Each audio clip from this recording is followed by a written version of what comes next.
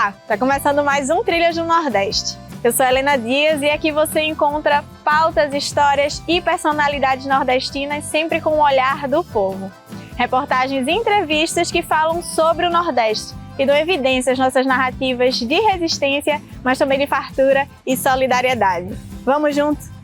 No quadro Sertão da Gente, vamos saber mais sobre a tecnologia de reuso de água cinza, mais conhecida como RAC. Já no território de solidariedade, a gente vai conhecer a rede de cursinhos populares Podemos Mais. E no Aqui Pra Nós, a prosa é com a professora e pesquisadora Diane Brito, sobre a Lei de Cotas Raciais, que está completando 10 anos este mês. Já no Balaio Cultural, vamos entender como uma iniciativa da Universidade Federal do Ceará pode fazer com que a língua indígena Nhengatu não seja extinta. E no que tu indica, a sugestão cultural é maranhense. A gente sabe que o acesso à água para as famílias que vivem no semiárido brasileiro é de fato uma questão.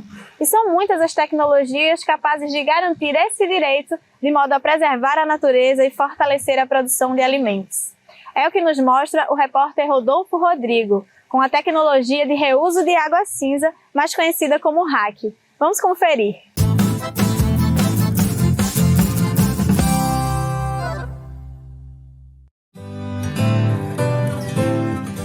Há bastante tempo, a expressão combate à seca é utilizada para as dinâmicas de vida na região semiárida.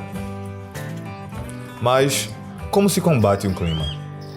Aqui no Nordeste, a experiência dos povos do semiárido, das comunidades, dos movimentos e organizações sociais aplica um termo convivência com o semiárido para tratar de tecnologias que garantem um processo de vivência e produção que respeita os saberes locais, a cultura e a diversidade do ambiente. Uma das tecnologias de convivência com o semiárido que tem ganhado força no sertão de Pernambuco é o reuso das águas cinzas, o RAC.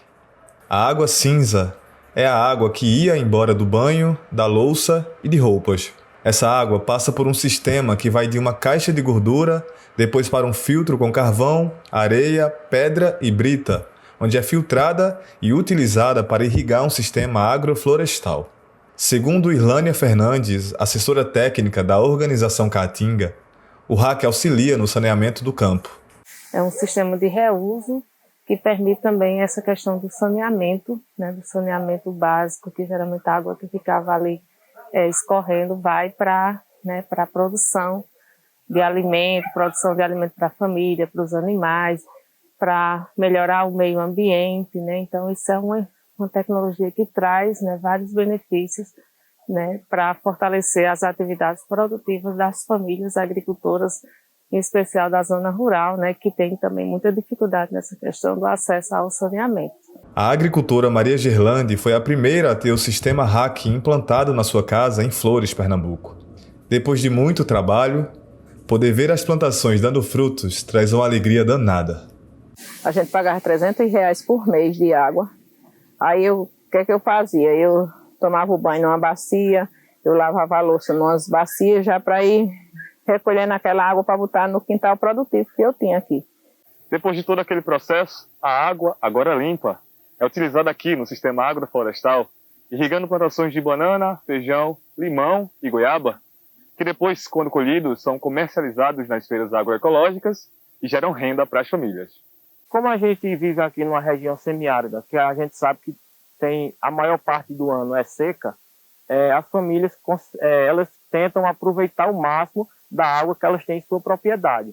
Ou seja, desde a cisterna 16 mil litros, outras têm a cisterna calçadão, e agora também a gente está conseguindo transformar esse sistema de reuso numa fonte de alternativa, para que as famílias consigam aumentar a sua produção durante todo o período do ano. Além da produção de alimentos para as famílias, a água também é direcionada para a produção de alimento animal. Francisco Medeiros é agricultor e conta que depois da implantação do sistema RAC, ele parou de usar agrotóxicos para não danificar as plantações. Tudo isso foi me ajudando a eu parar o veneno. Entendeu? Então tá que eu tenho os equipamentos aí, tenho máquina de pulverização aí guardada, mas eu já não uso. Vou tentar fazer um veneno suave, caseiro, para matar fungo nas plantas que não ofenda nada, feito da própria natureza, né? Porque aquele tóxico eu não quero mais não, velho. O sistema RAC é uma forma de conservar, reciclar e economizar ainda mais a água em contextos de escassez. A água cinza, que antes poluía, está se transformando em alimento para os animais e para as famílias agricultoras. Neste mês de agosto, foram realizadas mobilizações de rua em todo o país em defesa da democracia e em denúncia dos cortes na educação feitos pelo governo federal. Diante da situação de precarização da estrutura e do funcionamento das universidades principais atingidas por esses cortes, movimentos sociais têm construído solidariedade e educação por meio de uma iniciativa bem interessante, que valoriza o acesso à educação. Vamos entender.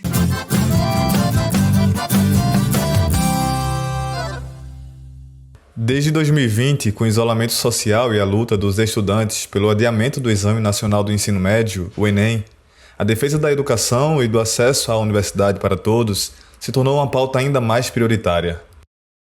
Nas comunidades onde a população não tem acesso a direitos como saúde, alimentação e educação, os movimentos populares se fazem presente nas diversas iniciativas solidárias para reduzir os impactos do descaso.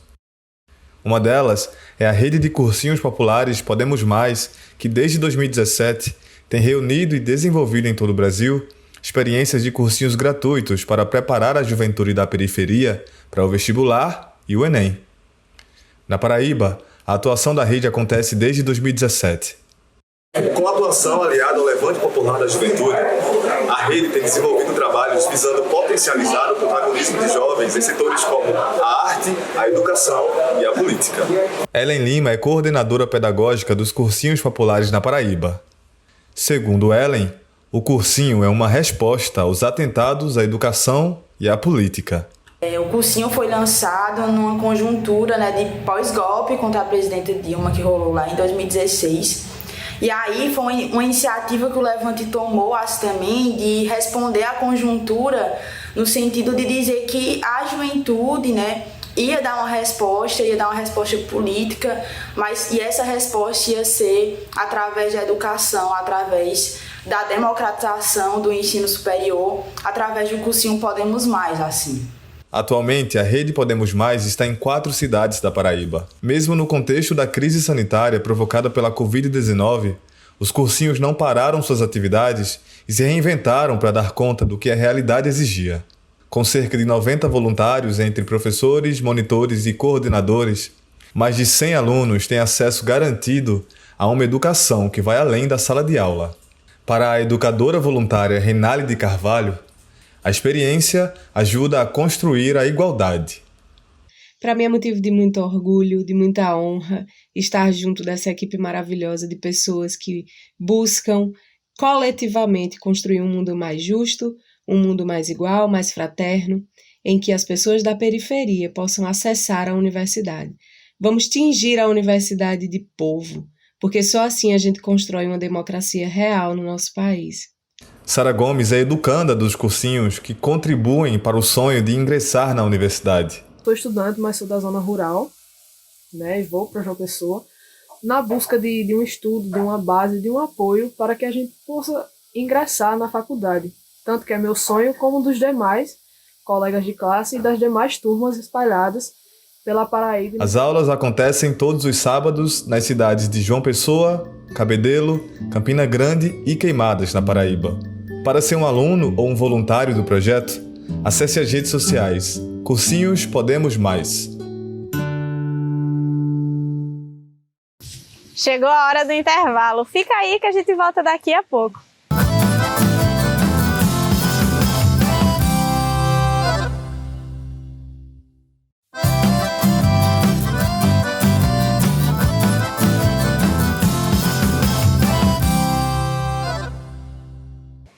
E voltamos com Trilhas. A lei de cotas raciais, que reserva metade das vagas em instituições federais de ensino superior para pessoas pretas, pardas e indígenas, foi sancionada em agosto de 2012 e está completando 10 anos.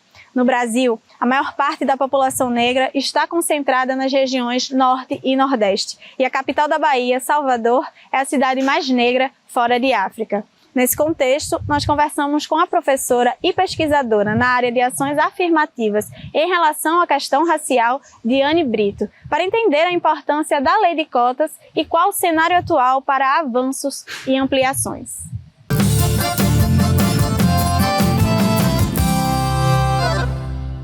Olá, gente! Nós estamos aqui hoje com a professora e pesquisadora da Universidade Federal do Recôncavo da Bahia, Diane Brito. Seja bem-vinda, Diane.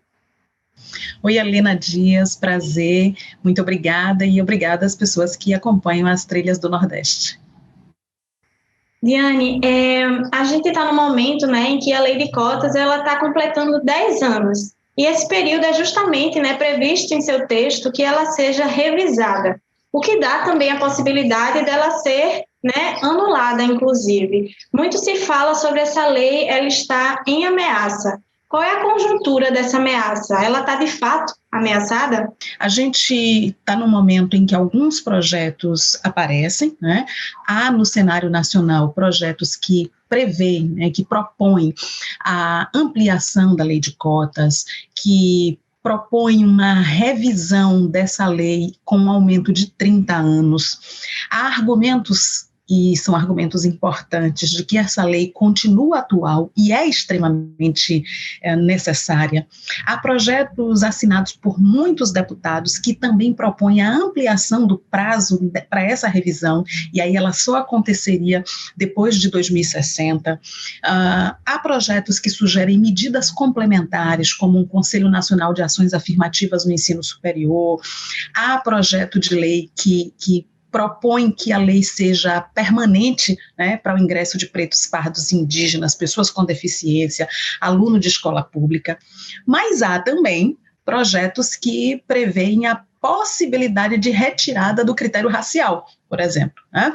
Há partidos políticos que querem isso. O fato é que há um conjunto de questões, mas há também uma mobilização nacional, tanto dos movimentos sociais quanto de setores da sociedade, mostrando, a importância da lei e dos avanços que nós conseguimos ao longo dessa década, mas ao mesmo tempo que a gente não pode em 10 anos, e não vai conseguir em 10 anos, recuperar tantos anos de exclusão de determinados grupos sociais nas universidades públicas. A gente tem garantido, né, a assistência desses estudantes. A cota ela tem dado certo? Veja que durante algum tempo, todas as nossas discussões em torno das políticas afirmativas, elas ficaram muito mais centradas no acesso, não é? Nas cotas, sobretudo nas cotas raciais, se era um critério, se não era, enfim. O fato é que as cotas existem, elas são uma realidade e, sobretudo, a partir de 2012, ela tem força de lei, né? Mas não basta o acesso ao ensino superior. São necessárias condições de permanência ao longo de 4, 5, 6 anos de curso. Então, o que tem acontecido? Eu poderia voltar mais ainda atrás, antes da lei de cotas, e a gente pensar em 2004, por exemplo, quando as universidades brasileiras, 2002 e 2004, com o projeto de lei, quando as universidades brasileiras começam a inserir algum tipo de política afirmativa no seu ingresso. O fato é que, a partir de 2016, a gente começa a ter uma retração muito importante nesses recursos, né? E recursos de um outro programa também, que não é específico para estudante cotista, mas que atende muito, que é o Programa Nacional de Assistência Estudantil. Diane, e esses impactos, né, da lei de cotas no Nordeste, tem mais expressividade? Como é que é essa conjuntura regional, né, a nível de população negra nordestina? No Nordeste brasileiro, sim, onde a gente tem uma população negra maior do que em outros espaços. A Bahia, por exemplo, a cidade de Salvador, congrega o maior percentual de negros, né? Há dados que falam que nós somos a maior cidade negra fora do continente africano. Então, Isso é importantíssimo quando a gente pensa nos dados de ingresso nas universidades brasileiras. Um estudo recente que nós fizemos, o FRD, o FMG, Federal de Santa Catarina, Federal de São Carlos, Estadual de Goiás e Unifap, um trabalho chamado Trajetórias de Cotistas, ele dá conta de trajetórias exitosas também no Nordeste brasileiro, e o FRN, tá? No Nordeste. Trajetórias de estudantes que vieram de famílias que não tinham nem trajetória de educação básica, Helena, filhos de pai e mãe que mal puderam frequentar a educação básica e para quem a universidade não estava nos melhores sonhos. Diane, a gente percebe que a defesa, né, da importância das cotas raciais, ela está muito, né, atrelada às instituições federais, ao setor da educação e a muitos diversos movimentos sociais. Mas quando a gente vai um pouco pensar no diálogo com a população, a gente percebe que ainda não tem enraizado, né, essa pauta. Você acredita que é um desafio dialogar com a população sobre a importância da lei de cotas? Aquele estudante, aquela estudante que ingressa na universidade, ela o faz de forma muito coletiva. Quero dizer, quando ele entra, é seu pai, sua mãe, que não pôde ir para a educação básica, que entra de algum modo ali, né? É sua comunidade que também passa a acessar aquele espaço. Mas, por outro lado, ainda há um desconhecimento. Então, sim, é um desafio para as universidades brasileiras se aproximarem mais das comunidades, levarem os seus cursos, levarem a sua presença, mostrar aos estudantes o que é isso, o que é um curso de cinema, o que é um curso de jornalismo, de publicidade e propaganda, o que faz um licenciado, né? O que é um curso de ciências sociais. Então, quais são essas possibilidades que nós temos para entrar na universidade? Esse é um desafio posto às universidades brasileiras e a gente precisa, sim, e é talvez uma forma de movimentação contra o que está aí colocado, de descredenciamento, de descaracterização das universidades brasileiras. Diane, a gente agradece a tua presença aqui no Trilhas do Nordeste e até a próxima. Helena, eu que agradeço a oportunidade dessa conversa e estamos à disposição. Parabéns à Trilhas do Nordeste por trazer temas tão importantes para a nossa sociedade. Obrigada. E vamos para mais um intervalinho. Eu volto já já.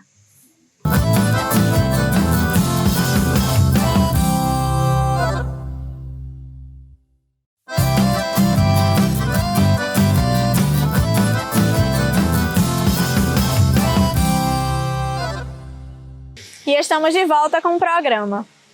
Quase 90% das línguas indígenas brasileiras foram extintas com o passar do tempo após o processo de colonização e escravização. As que ainda existem estão ameaçadas de extinção, como é o caso da Nhengatu, mais conhecida como Tupi moderno. Contudo, uma tecnologia de tradução está sendo desenvolvida na Universidade Federal do Ceará, que visa mudar essa situação. Vamos ver com Rodolfo Rodrigo.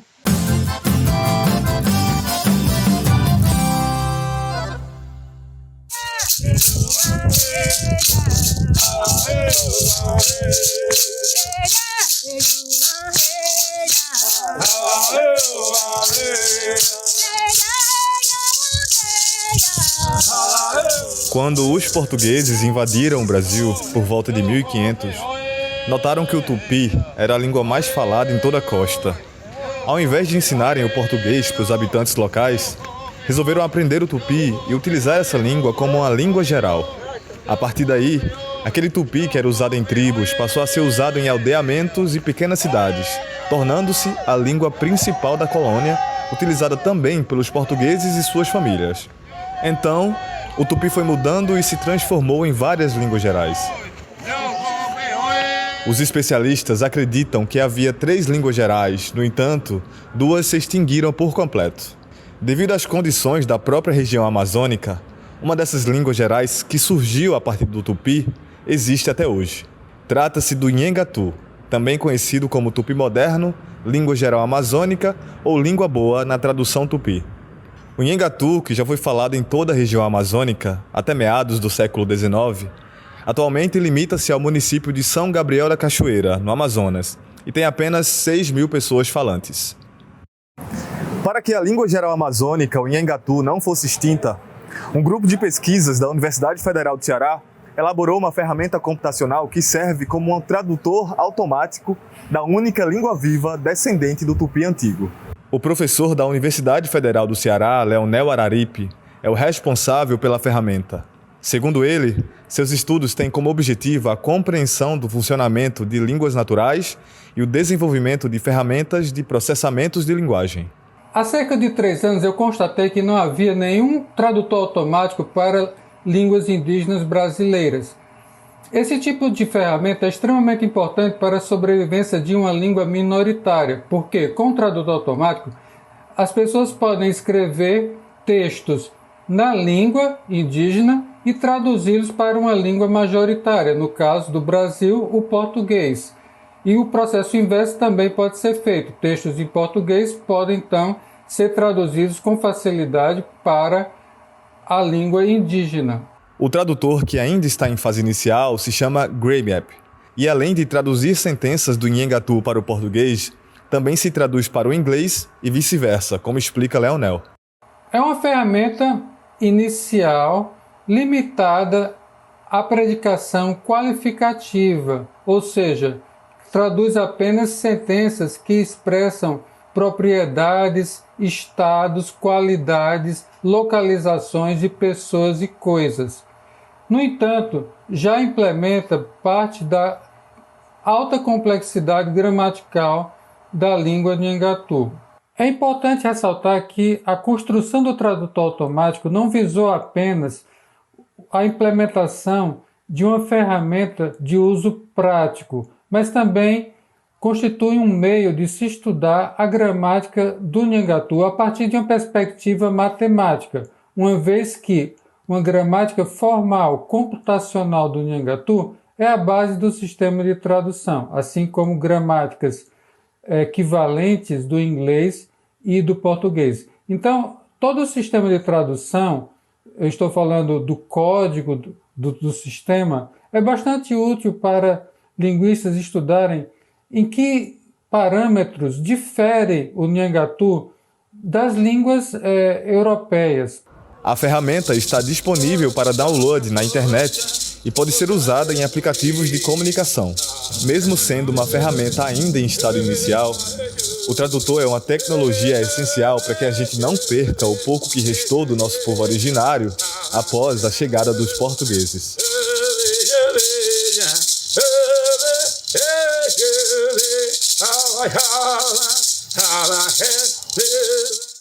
E a sugestão do Que Tu Indica de hoje é maranhense. Veio da jornalista correspondente do Brasil de Fato lá no estado, Mariana Castro. Vez ou outra a gente assiste as matérias de Mariana aqui no Trilhas. Mas hoje ela veio especialmente para nos indicar coisa boa de ouvir. Roda a vinheta!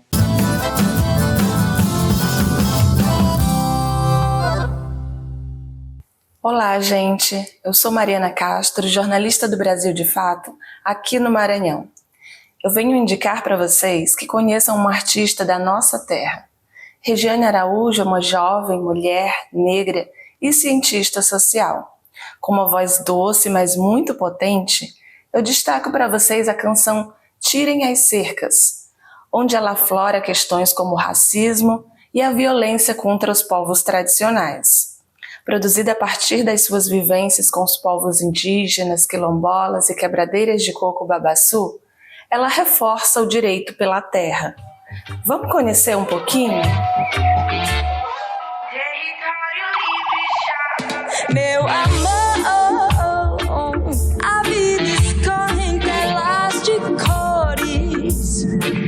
Nem reparou seu rosto triste, o olhar de dores no corredor. Queria apenas desabafar